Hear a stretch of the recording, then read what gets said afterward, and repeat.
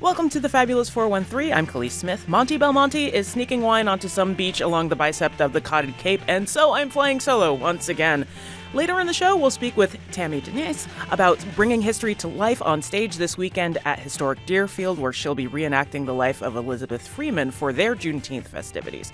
Her theater company, Hidden Women, connects with more obscured figures of Black history, and we'll find out who else has been brought to light with their work. We'll hear more about the Belchertown Farmers and Artisans Market, which just opened its season this past weekend. For our local hero segment with CISA, the market's new manager, Katie Bobbin, and Nate Shattuck of Shattuck Sugarhouse and Devon Lane Farm will join us for all things headed to the Belchertown Common through the summer Sundays.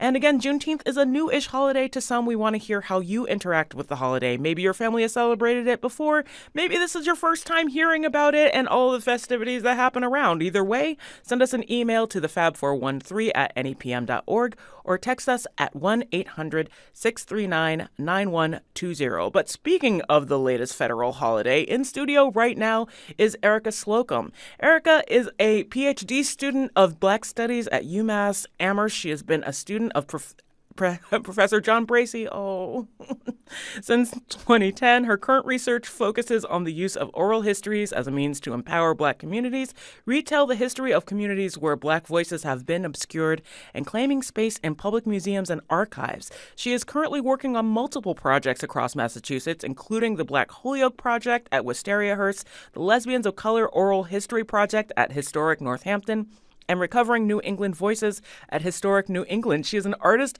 mother, and historian of Black history. And on top of all of that, she's organized a Juneteenth celebration at the Wisteriahurst Museum in Holyoke that will happen on the actual holiday this upcoming Monday. Giant CVs for all the people I bring in this week. Welcome to the show, Erika. Thank you so much for joining us. Thank you for having me. So first, I didn't have a chance to do this yesterday, but let's get into the history of Juneteenth, how it came about, what it actually celebrates. So Juneteenth is June 19th, 1865, which marked the, I would say like the discovery, right, of emancipation by formerly enslaved folks in Galveston, Texas. And that date marked for a number of people in this country, across the country, as like the date that we were all free, right? This idea that none of us are free if any of us are enslaved. And so I would say since then, that date has been celebrated within the Black community. I know that it's just now being recognized as a national holiday, but I would say that as a Black person, who's grown up in this country, it's been a day that we've celebrated, every year since always, or Right. not always at least, since 1865. Do you feel like, I know that I kind of have slightly mixed feelings about it becoming a federal holiday. How do you feel since the status of the day has become a little more broad? I think that I always worry about the commodification of Blackness, right? And so with the start of it being like a federally recognized holiday, and even I would say like maybe the year before, right? Mm-hmm. You see in like your Targets and, your Walmarts and your Michaels, this commodification of our celebration. And I think that like before that, you found like either local crafters or artists or, even if they're not local, like artisans mm-hmm. creating these things for our celebrations. And now that it's been, broadened, which I think is good, right, mm-hmm. for the recognition. I also think that, like I said, I worry about it because of the commodification of things that are sacred to us. Right. I wonder if it's going to go through kind of a similar thing to MLK Day and mm-hmm. on the other end of the spectrum, Cinco de Mayo, was the worry at the back of my brain. Like, oh, yay, it's a federal holiday, but also, oh no. Right. Like, what is it going to look like? Right. Right? Yeah. And so far, it's looked good, I feel mm-hmm. like. I would say, like, I've been heartened by the things that are going on, by the celebrations that people are throwing, like, not just myself and not just my family and people that I know, but, like, in bigger settings, including mm-hmm. yours at the Wisteriahurst Museum in Holyoke. Mm-hmm. Tell us a little bit about what's going to be happening in Holyoke. So I think it's going to be a really good day. I have my fingers crossed. I think that this is kind of like going off the legacy of my grandmother, Sophia Jeffrey, who passed a few years ago now, or actually just a year and a half. And, we every year, the Brotherhood in Springfield, they organize like huge Juneteenth events every year, right? And so they're having one this year. But that's not my event to shout out. So we're spreading the love around. We are definitely spreading the love around. But I think that one of the thoughts was that, we have a exhibit that's opening at the end of the summer. And the last time we had an event or an exhibit, so in 2019, in August, we did a really big kind of like celebration. We called it Black in the Garden. We did it at Wisteriahurst. And it was a really good opportunity to bring together like local Black folks who are doing art and, just the community in Holyoke, right, and in across Western Mass, for them to have an opportunity to come out and like celebrate and to learn more about, the history in Holyoke. And so, this time we're looking to do the same thing, right? So June 19th, Monday, on the holiday, we're at Wisteriahurst, 238 Cabot Street in Holyoke from 1 to 5 p.m. We're going to have music. We're going to have art. We're going to have, I think we have like 5 vendors right now. We're going to have some food from Fame in Holyoke. Yeah, so that's hopefully they are good. bringing their meatballs. Their meatballs are... I did not organize that, so I can't tell you what it's going to look like. No, it's okay. I'm good with surprises. I'm just saying that I've enjoyed their meatballs in the past. Shout out to Fame. Shout out to them, because so they're donating. So this is like a beautiful thing. And again, just another opportunity for communities to kind of like work together and rely on each other. In these kind of moments where I think it's something that, we're trying to bring to Holyoke that I think, before 2019, even for Black History Month, hadn't raised, like the Black national flag, right? Mm-hmm. And this is no shade to them. It's just that, like, when we're not talking about these histories, like, we don't necessarily know that they exist, right? And so, like, the community showed out, right? Like, they were like, no, the history is here. And this is the community. Like, I was the interviewer, but the community came and they brought their things. And even now I'm working with Doug Griffin, who is, I love to shout him out, but who is, I'll call him like a Black Holyoke historian, or just Holyoke historian, because he knows everything and everybody. And he's really been helping me, and Miss Trudy Munson and Miss Diane McCullum, who are elders in the community who are continue to like show up and continue to guide me in the work that I'm doing. And so I'll say that it's less about me and the work that I'm doing and more about me being like a vessel or a bridge to just bring that history that already exists. It's already being, cataloged in homes like the Westbrook home in Holyoke, right? And, just bringing that out to the public so that we can, collectively understand what that history is and what that looks like. I'm sitting with Erika Slocumb, local historian through the Wisteriahurst Museum in Holyoke. They're throwing a Juneteenth event on Juneteenth from 1 to 5. Let's talk about, you've celebrated Juneteenth before. Mm-hmm. What did it look like before? What from that experience are you bringing to this one? Well, I'll say, I think that in those... at those Juneteenth celebrations in Springfield, I'm born and raised in Springfield, here in Springfield. And I'm a transplant, don't judge me. No judgment at all.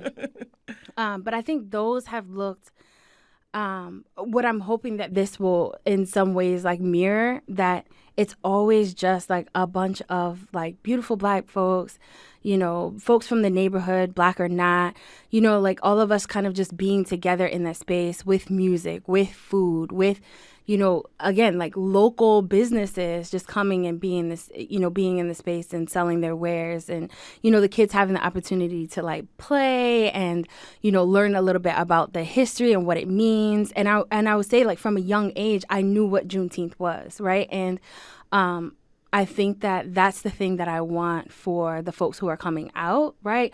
Is that if we just think, oh, it's another, a Monday, we get it off, this year, like that's great. Great, congratulations. And also, let me give you some of this history. Right.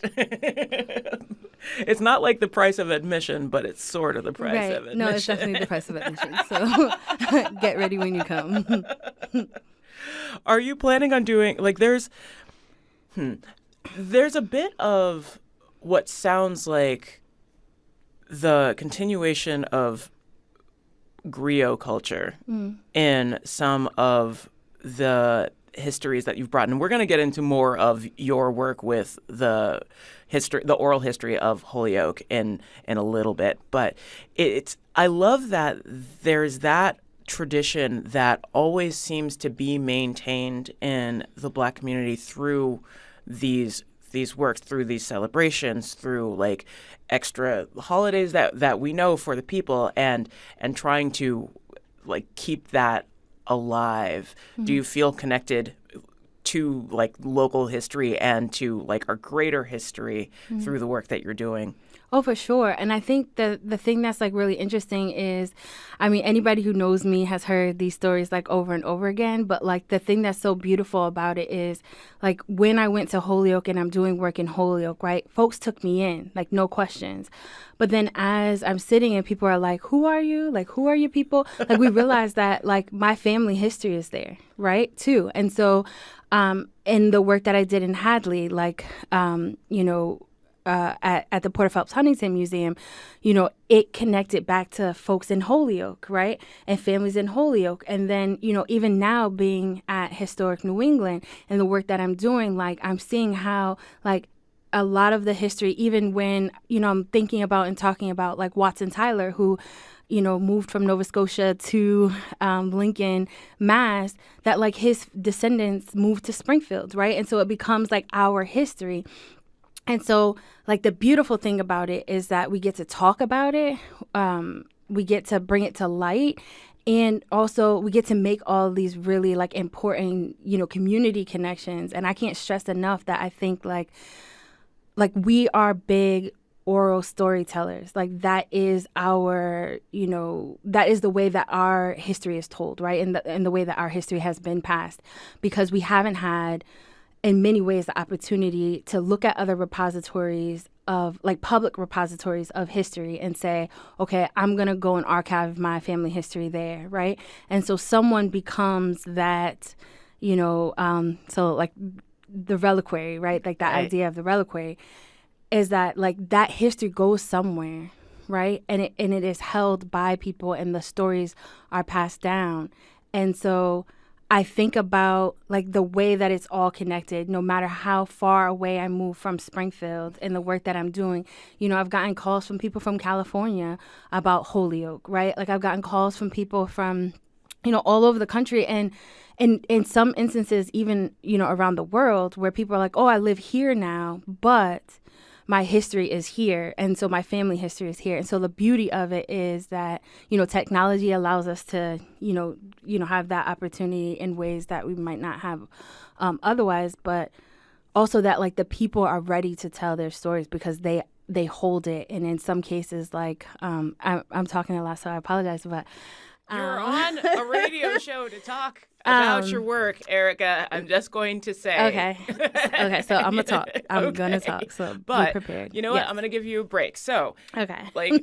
Coming up, we'll have more with local historian Erika Slocumb. We're going to get into some of the things that she found with all of this work that she's been doing with the oral histories of Holyoke because, y'all, it's fascinating. You're listening to The Fabulous 413 on NEPM.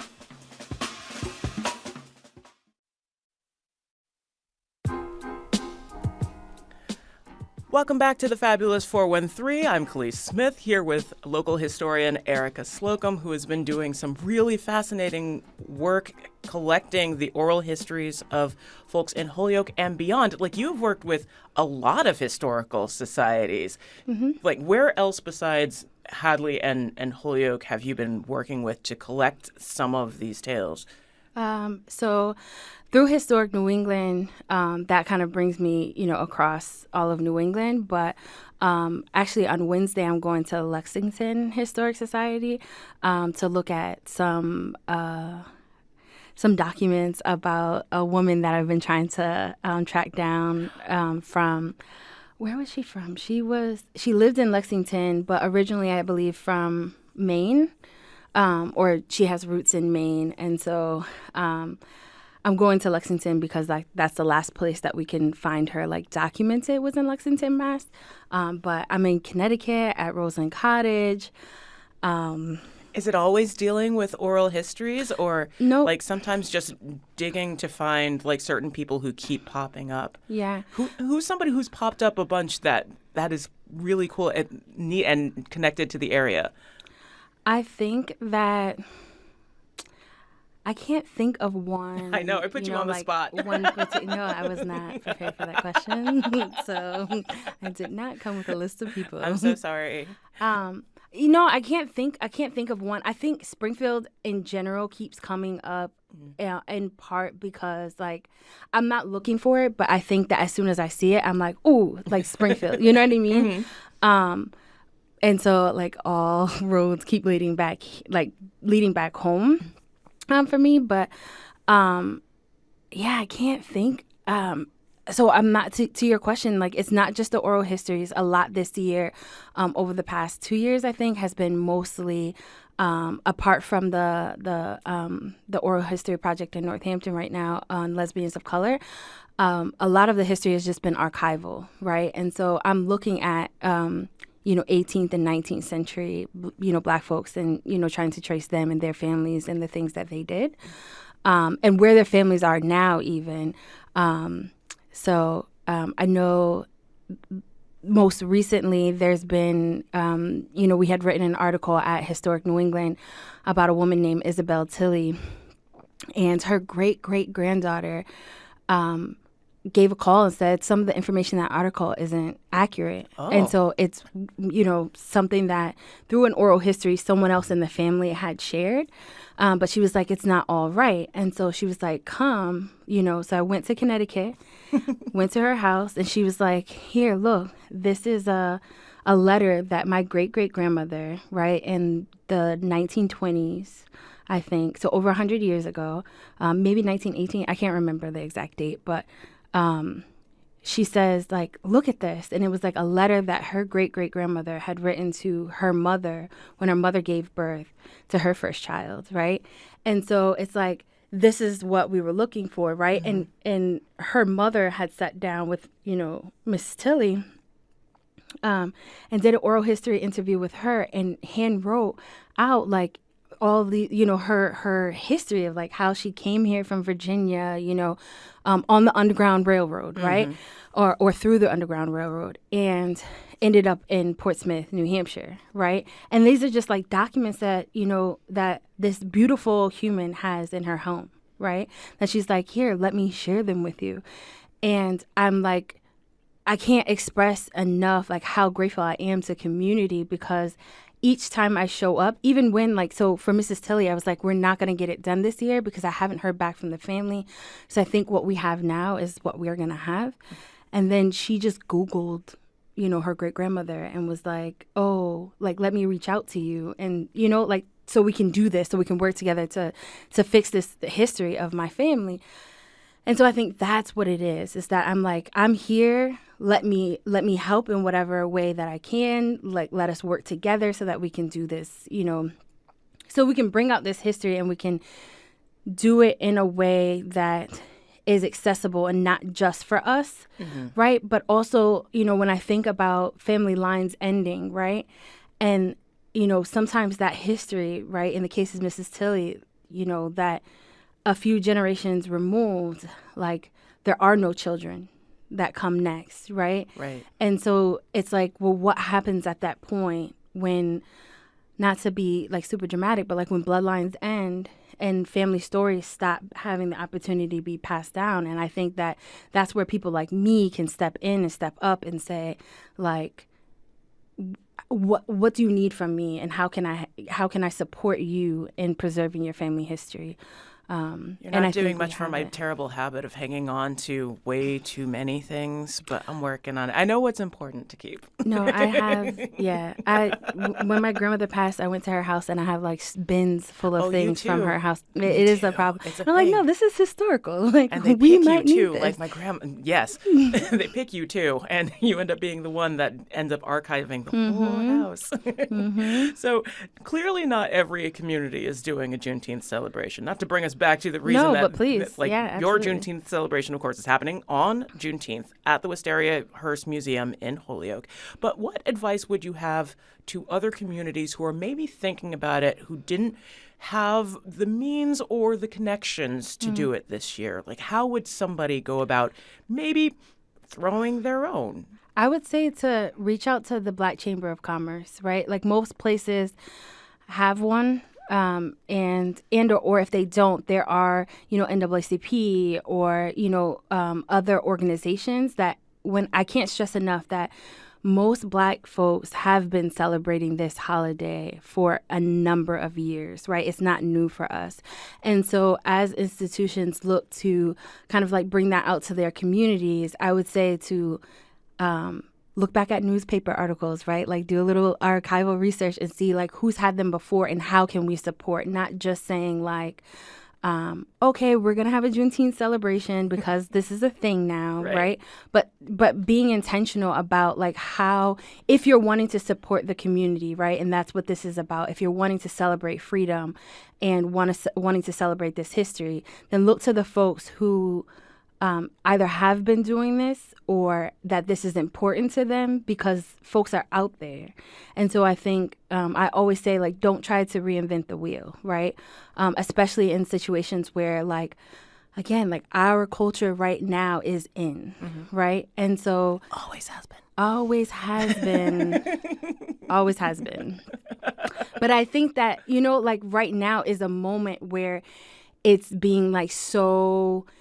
and I'm appreciative of it, so I don't want to, like knock it. But I think that we have these cycles where the general population is like, ooh, Black people, what are they doing? This is great. You know what I mean? Like, let's talk about it. And so I think that, like, Black people have been Black peopling. And so, like, look to the community.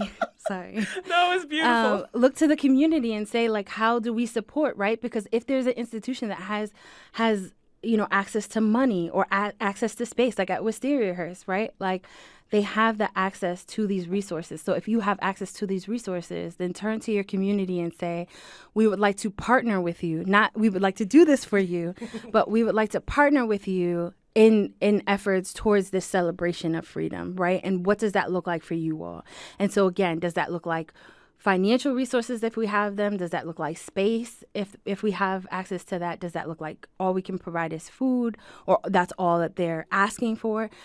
But like stay in your lane and turn to your community partners and say like how can I support you, as opposed to saying like how can we do this new fun and exciting thing, like because again I can't stress enough that it's not new for us, And so I think that would be my advice to people in community is to go into the community and be intentional about, like, be genuine about, like, not just because, like, we feel like we should be doing this because, like it's a national holiday and we have to show our support and we have to be, you know what I mean? Right. Like, but we are intentional about wanting to build relationships and genuine about wanting to build relationships and partner with people and be okay with people saying no.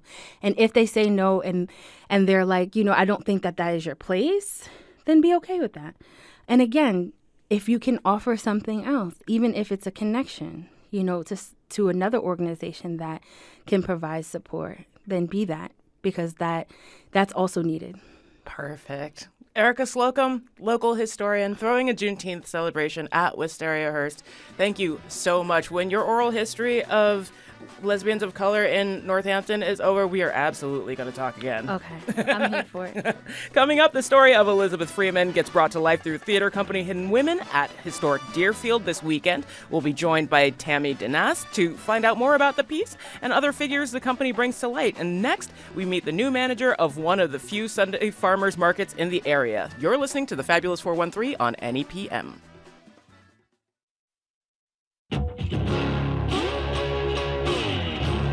time for our local hero spotlight with Phil Korman from CISA and Katie Bobbin from the Belchertown Farmers Market and Nate Shattuck of Shattuck Sugarhouse and Devon Lane Farm. Thanks for joining me in our off week where I get to be alone. The Belchertown Farmers Market just opened on June 11th. Yes.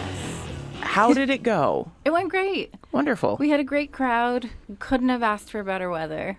Why does the Belchertown Farmers Market open so late in the season? Well, I think a lot of it has to do with vendor availability and veggie availability. Everything needs time to grow, so we want to be ready. What I love about the market is that it's on Sunday, and there's something I think kind of sweet about a farmer's market on a Sunday because people are just moseying on over and everyone has turned down their tempo. And there's only a couple of Sunday farmers markets in the valley. I think the others are East Hampton, and then there's one at a church in Springfield. Yeah, the Sunday vibe is really nice. Is the Sunday vibe one of the things that encouraged you to bring more businesses into the mix? Because I think you have a really strong mixture of farms and local businesses in your particular market that isn't necessarily seen in other places. Yeah, our official title is the Belchertown Farmers and Artisans Market. Oh, hey, it's in the title. Hey! Convenient that. We strive really hard as an organization to strike a balance between farmers and artisans with value-added products. You know, definitely not forgetting we're a farmer's market, but also everybody's welcome. And this is your first year doing it? Yep. How do you feel now that the first one is over? Now that the first one is over, I'm feeling a little less anxious about it. Glad that the first one is over and under my belt. I bring a lot of varied experience to the table, so it felt great starting from experience and working with longtime vendors, working with the established board, but then bringing everything that I have to the table. So it was great. I heard in a lobby sometime far away that your background is in HR. Does some of that help with organizing something as large as the Belchertown Farmers and Artisans Market? 100%. As HR, you have to be very organized, very detailed with record keeping, and the human component, keeping everybody together and pulling for the same goal. Nate Shattuck, you're involved in the Belchertown Farmers Market. I am. You are. Which of your farm endeavors, or both farm endeavors, are there and sell things? Yes. What things do you sell? We've been involved in the market for 20 plus years. My mother was a pioneer in building our display and, you know, the repeat clientele and everything like that. We grow our own veggies and provide them, you know, farm to table products along with the maple syrup and all the maple syrup products. And we provide the maple cotton candy for the kids. Yay. And adults. And adults. As an adult who is a big fan of maple cotton candy, and not everybody does it, but when it's there, it's the best. And I have to stop myself from buying more bags than I really need to take home. Well, I know where you can get some. We've got the hookup. It's been a wonderful market for, it started back in 1982, and I think it's grown from 2 or 3 vendors to now well over 30. And that said, you spoke on it before, the Sunday vibe, the ag tourism, this market speaks sustainability. Just growth in agriculture and supporting local business, buying local, between the variety of vendors that are at this market, it's a nice place to come. How many vendors were at the market when your family started going? I think there was 4 or 5. Now the market takes up easily a third of the common. When they started, I think I got a little history. The Mini family started, and there was, I think, 3 vendors at the end of the parking lot. Wow. The business environment was a lot different back in the 80s than it is today. Maybe, Phil, you can comment on this, but the ag tourism part of things, people want to go and see what the local farms have got. Mm-hmm. And it's so important for these markets to have commerce available and a place. I mean, the farmers to have a place to market their products on time, fresh. Mm-hmm. And so you asked about the timing of the market, why it was late. I don't consider it to be late in the sense that summer veggies and fresh is best. So on time is everything when it comes to what you have. And I think the other part for folks who have not ever gone to a farmer's market is that you actually get to talk to people who grow the food. And they oftentimes have their favorite ways of preparing it, and they know that they harvested it that morning. So whatever you're buying is going to just last a long time. Yeah, one of my favorite parts about interacting with customers at farmers markets is when people come up and are like, what do you do with the celeriac? Or what are these garlic scape things? Working at a farm, you learn how to use all of the vegetables. Mm-hmm. I Yeah. particularly love the garlic scape question, which I think just keeps reappearing Yes. in new places, like popping up like almost like weeds and plants themselves in new spots, Yes. being asked by new folks. Yes, as people discover the garlics. Oh, here it is again. What do I do with Hakurei turnips? You eat them just with salt. They're delicious. Yes. And then take the tops and put them in salad. I'm sorry, but I always like to talk about maple syrup because I produce well over 2 gallons in my backyard. All right. And I'm curious, how was the maple syrup season for you this past The year? maple syrup season this year was amazing. It was interesting because of the lack of winter that we had, but at the same time, the production levels and everything. We have about 1,100 taps on. That's only 100 times what I have, just to be clear. So we're running neck and neck on this. Phil's out here to give you a run on the maple market. Look out for the competition.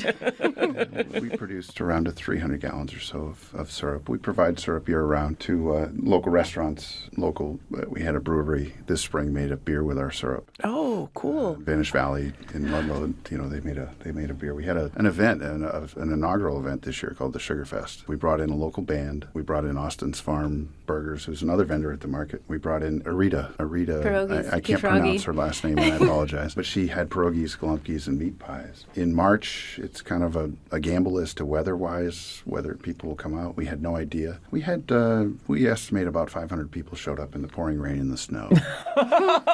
And A true New England We're event. dedicated. Now, I think next time you need to let them know they can come on Sundays, and there usually is not snow at the Belchertown Farmers Market. But that's That's a right. whole 3 months later. You got to get a taste of the product guess- at the Sugar Fest, Right. and then you're ready and prepared for when the farmers market starts. Yeah.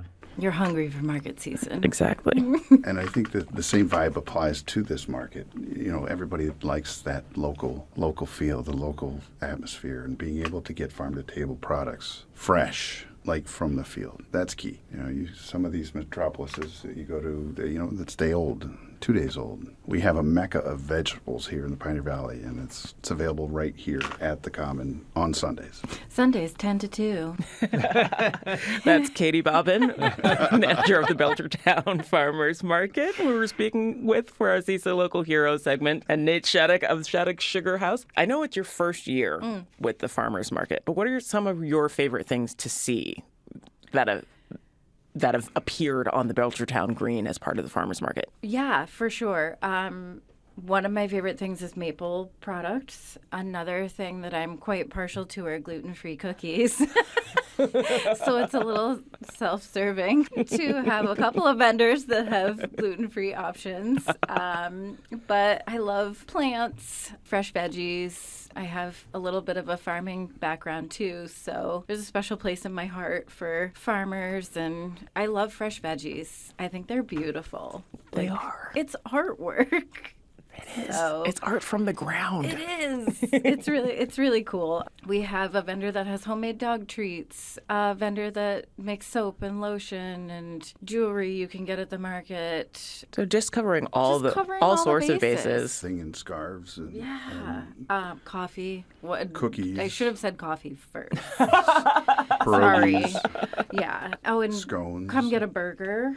So here we great. are. It's mid-June, right? And so what is starting to come out of the ground that we're seeing at the Belchertown Market? Strawberries, rhubarb, radishes, gorgeous. Asparagus. Gorgeous stuff. Asparagus. Only got a couple more weeks to get asparagus Yeah. too, so get in on it when you're able to get in Yes. on it. So I'm wondering, we talked a little bit before, and I asked you, so do you think there might be music at any point? And you sort of revealed something about your childhood, and which I thought was pretty fun. Sure. Are you talking about how I grew up with two musician parents Who played? who play trumpet? Both of them. Both of them. In the house? Oh, yes. At the same time? Oh, yes. Oh, my. Yeah. How are your ears? I'm noticing now that I'm a little older, I'm getting a little deaf. It's like secondhand smoke. It's secondhand music. And now I'm Secondhand regretting, music. Yeah. earlier you were asking me my background. I'm like, oh, I have a degree in music. And I just imagined like a small flinch on your part. Yes. No, my parents met at UMass as music majors. Isn't that adorable? Isn't that I bizarre? played trumpet for 25 years. See? And I play trumpet now. Trumpet. For real? Wow. So, yes, so so are much you- music at the Belchertown Farmers Market. Next week, my partner, Derek Bridges, who is a musician, is playing more music, more local music. If you are a local musician, please contact us. We have spots to fill. We want to fill the common with music. Now, just because I am in a band that is excessively large, is there a limit to how big the band can be that Oh. shows up to play? Absolutely not. My parents also conduct two different community bands in the area, and they are approaching 100 people, and they're invited. Oh, wow. So, yes. Earplugs for vendors. Yes. Earplugs for vendors. We can enjoy the music as you've walked through the market, gotten something to eat, and then Grab an enjoy ice it. cream. Yes. Grab an ice cream, grab a burger, go enjoy the music. Have some cotton candy. Cotton candy. Nate Shattuck, how have you seen the market itself change over the years? It has grown, from a very, very localized group of people, from the town that started this back in the 80s to now vendors that are a variety of offerings from soup to nuts, really. There's spices there now, too. Spices. Yes. So it's something you want to come and spend an hour, or you want to spend 10 minutes. It's worth the trip every time because there's different stuff every time. Not every vendor has the same offering every day. And being only once a week, it's a great time to visit, bring your dog. Yeah. And the market takes snap and hip. We do. We are thrilled to be able to offer that to our customers. Thrilled. I love that that's becoming a much more regular thing. Is this the first year that you're offering Hip and Snap? This is the second year. This is the first year that we're really focusing on Hip, which is awesome. That actually adds money back to Snap customers' cards. If you have Snap, you have Hip. Come to the market tent. If you have questions, I will answer all your questions. And so CISA's been working with every market that is interested in taking SNAP and HIP. Sadly, as hard as it is sometimes for someone to use those programs, it's hard for farmer vendors sometimes also to provide those. So we try to help make it easier so every farmer, vendor, and market who wants to participate in SNAP can. Yeah, CISA's been a vital link in that process, just helping get resources to us and helping customers get resources and getting the word out. We support each other, and I think that's the vibe, and it's great. It might even be in the name of the organization Community Invests in Sustaining Agriculture. Yeah, I'm a yoga teacher too. Why don't we have a yoga class? I know I want to have a yoga class so bad, but I need to. I'll attend. Okay, great. So you're looking to we're make looking- maybe having yoga classes at the farmers market. Yeah, maybe. I need a volunteer to help cover my market manager duties for about an hour if you're interested. I teach 1 hour Kripalu style yoga classes. Maybe coming to the common. Can baby animals come also? Oh, God, yes, please. Yes. All baby animals welcome. If you want to see yoga classes at the Belchertown Farmers Market, maybe send an email to Katie Bobbin, who is the manager at the Belchertown Farmers Market. We've been here with her and Nate Shattuck of Shattuck Sugarhouse and Devon Lane Farm and Phil Korman from CISA. Thank you so much for stopping in. Go and get your vegetables and your maple products on Sundays in Belchertown. 10 to 2. Thank you. 10 to 2. Thank you for having us. Up next, discovering the women obscured by history with Tammy Denease as her company prepares to tell the tale of Elizabeth Freeman at Historic Deerfield as part of their Juneteenth celebrations. You're listening to The Fabulous 413 on NEPM.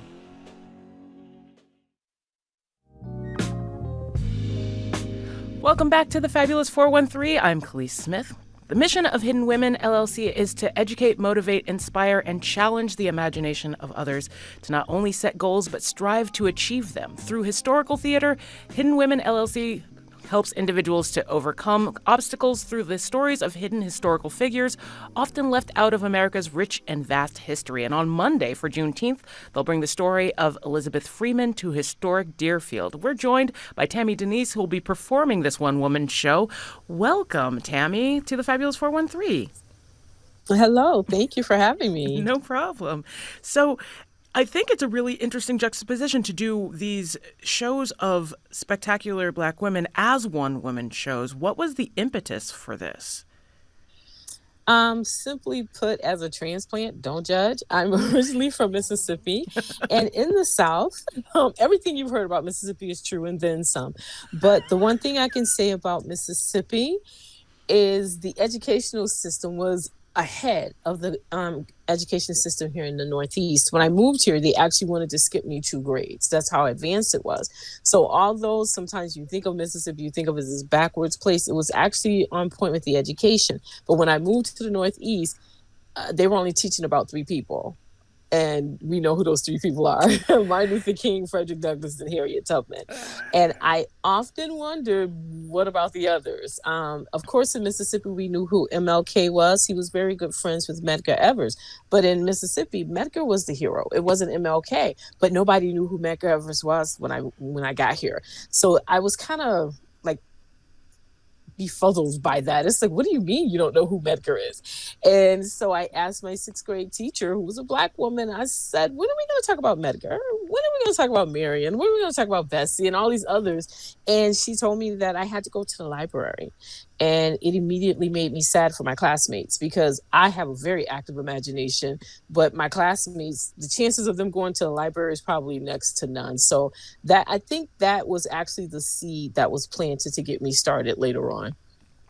That's wicked cool. I will say that, so I grew up in Boston and was in Metco, and I kind of had the equivalent of that, where all the kids, we were bust out, and all the bust out kids got Black history classes, but the rest of the kids did not, which is a whole other situation, a whole not related topic. But we're talking about Elizabeth Freeman, whose life you're going to bring to the stage at Historic Deerfield on Juneteenth, Tammy Denease. What about her story made you want to tell it? Well, I had never heard of her, and I was doing another performance of my Amistad lady, Sarah Magoo, and I was in Litchfield, and I get home and I get an email. The next day I get an email, and I was like, have you heard of Elizabeth Mumbet Freeman? And I'm like, no. And I was headed into Massachusetts to the school system to do Sarah Magoo. And after my performance, the librarian says to me, have you ever heard of Elizabeth Mumbet Freeman? So within 2 hours, I heard this woman's name, and I had never heard of her before. So I said, okay, I need to find out who she is. And the minute I read the book, One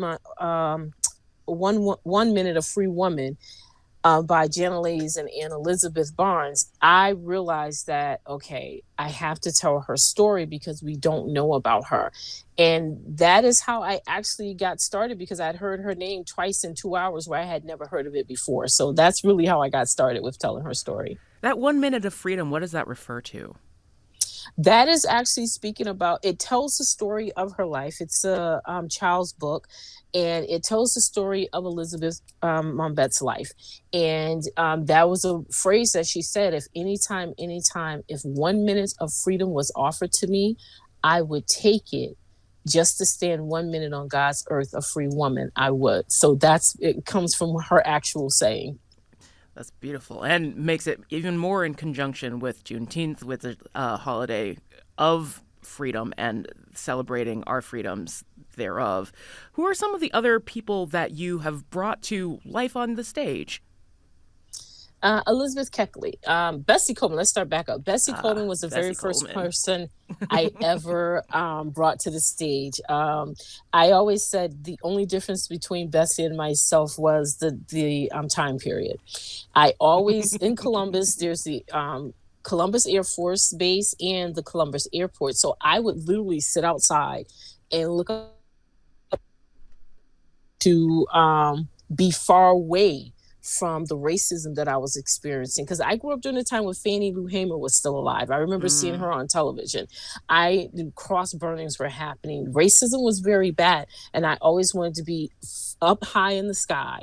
And that way, we were all equal up there. So it was Bessie Coleman, then Elizabeth Keckley. She's dressmaker to Mary Todd Lincoln. And I actually last year got to do an ensemble cast of her story where I got to hire 6 actors to tell her entire story, which was beautiful because as a one-woman show, there's only so much you can do. Right. But when you have an actual cast, you can do so much more. And so I got to do that last year and it was wonderful. So I'm actually going to turn all of my women into ensemble casts at some point. Oh, really? Elizabeth Keckley, yes. Sarah Margou, Joan Jackson, Elizabeth Mumbet Freeman.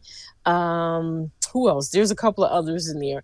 And I have 3 of them in pre-production that I'm researching to bring to the stage as well. So that's what I plan to. And the reason I want to do them as ensemble casts because the stories aren't about me. Mm-hmm. And I want to move behind the scenes so that the legacies of these stories can continue. And so by me going behind the scenes and passing it on to the next generation, these stories will continue to go unhidden and they'll be out in front.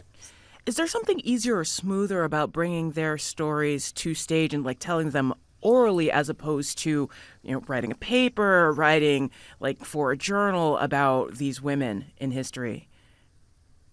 I think bringing them to the stage makes much more of an impact because, again, if the way history has been taught is facts and figures, and that's boring to most people.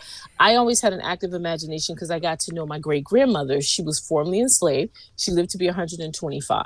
My grandmother lived to be 107. So I'm literally 3 generations away from enslavement.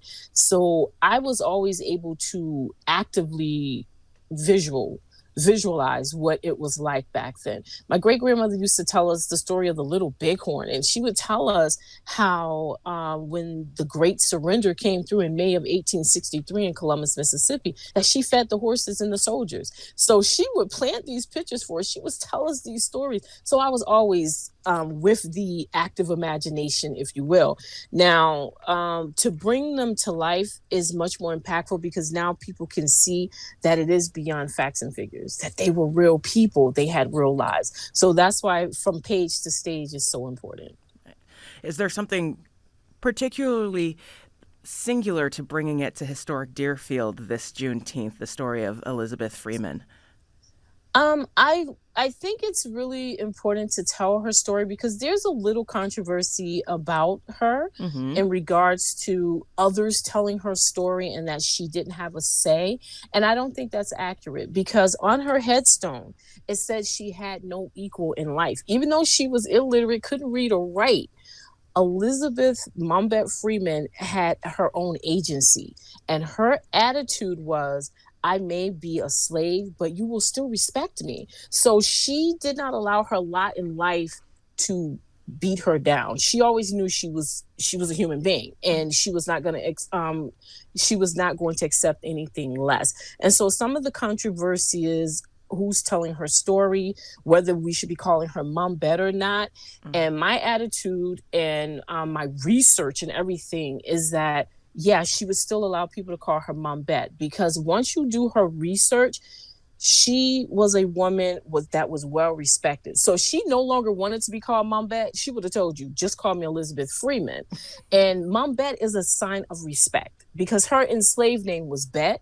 But when she went to the Sedgwick household, which was Theodore Sedgwick helped her to get her emancipation, the children called her Mom, and they called her Mumbet as a sign of respect. And if you do research, you will understand in certain cultures, Mom and Ma'am is a sign of respect. So there's nothing disrespectful about calling her Mumbet. Definitely call her Elizabeth Freeman because that's the name she chose August 17th, 19, August 21st, 1783. Wow. Right on. Yeah, she gets those dates a little twisted. But that is why I love to tell her story, but I also like to give the backdrop. And as a historian, it is important to know those things. Fantastic. You can see Tammy Denease's one-woman performance as Elizabeth Freeman at Historic Deerfield on Monday, Juneteenth. Thank you for joining us. Wednesday on the Fabulous 413, we get into nautical phrases. We are going to talk to Empress Bennu of Moving Mountains about the Juneteenth celebrations in Greenfield. And we'll talk with Mrs. Anderson, stepsister to Robert Johnson. That Robert Johnson. See you tomorrow.